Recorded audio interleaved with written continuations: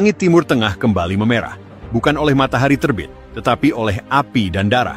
Serangan besar-besaran yang dilancarkan oleh Tentara Nasional Indonesia, TNI, ke wilayah-wilayah strategis Israel telah memasuki babak paling brutal.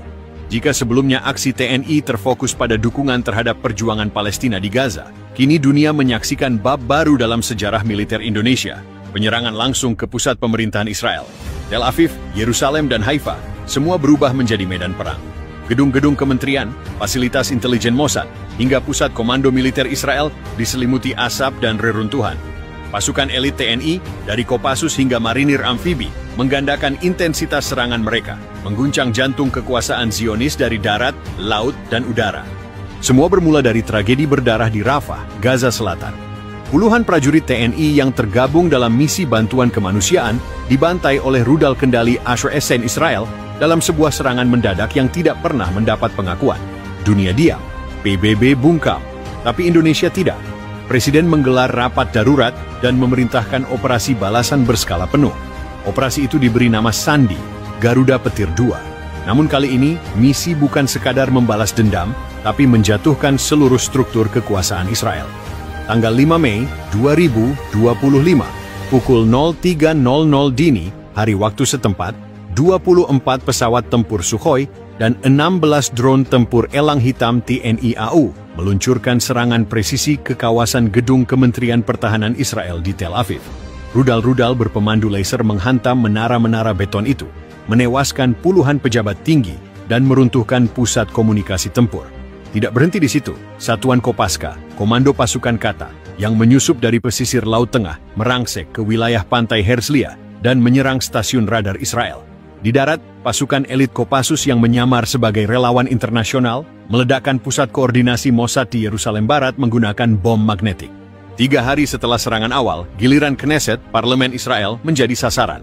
Dalam sebuah operasi gabungan yang dikendalikan dari kapal induk KRI Nusantara, TNI meluncurkan rudal jelajah jarak jauh hasil kerja sama dengan Iran dan Korea Utara, menghantam aula utama Knesset saat berlangsung rapat rahasia Kabinet Perang.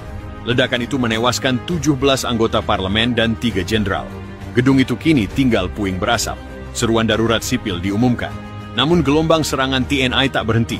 Satuan Yonif Raider 321 Perkosrat menyerang pemukiman kibuts elit di perbatasan Yordania, wilayah yang selama ini dijadikan tempat persembunyian para pejabat Israel.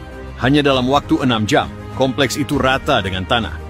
Tanggal 6 Mei 2025, kota suci Yerusalem memasuki hari keempat tanpa listrik dan pasokan air. Pasukan TNI yang berkoordinasi dengan pejuang Hamas dan Hizbullah kini telah mengepung separuh wilayah kota tua. Bentrokan jalanan terjadi antara pasukan Indonesia dan militer IDF di sekitar Bukit Zaitun dan dekat gerbang Damaskus. Pesawat nirawak TNI menyebarkan selebaran. Kekuasaan kalian sudah usai. Yerusalem bukan ibu kota penjajah. Ini tanah yang akan dibebaskan. Serangan-serangan ini bukan sekadar pembalasan. Ini adalah pergeseran poros kekuatan global. TNI telah membuktikan bahwa kekuatan militer dari Asia Tenggara mampu menjangkau, menghantam, dan mengguncang struktur kekuasaan paling dilindungi di dunia. Israel tidak pernah membayangkan bahwa satu negara seperti Indonesia bisa membawa kiamat langsung ke jantung negaranya.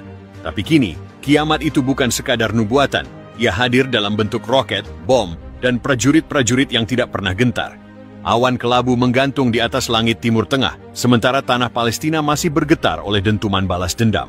Di tengah bara api yang belum padam sejak awal konflik, Indonesia, melalui Tentara Nasional Indonesia, TNI, menggandakan intensitas serangan terhadap jantung kekuasaan Zionis, gedung-gedung pemerintahan Israel di Yerusalem dan Tel Aviv.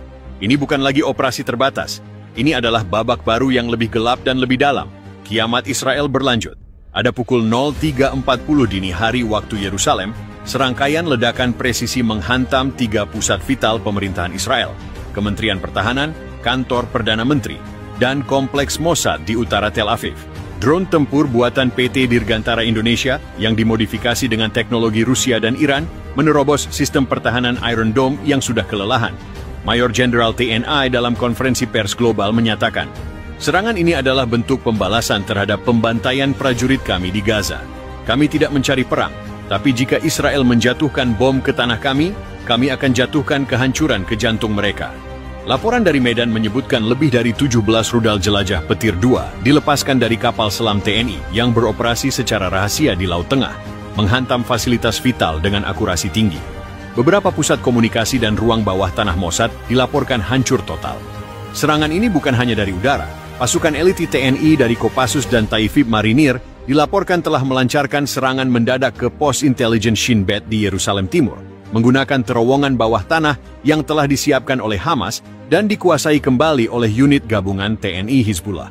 Operasi Garuda Merah, yang sebelumnya dikabarkan hanya bertujuan defensif di Gaza, kini berevolusi menjadi ofensif penuh. Informasi bocoran menyebutkan bahwa TNI telah membentuk zona api seluas 200 km persegi di sekitar Yerusalem, yang dinyatakan sebagai area bebas militer Israel.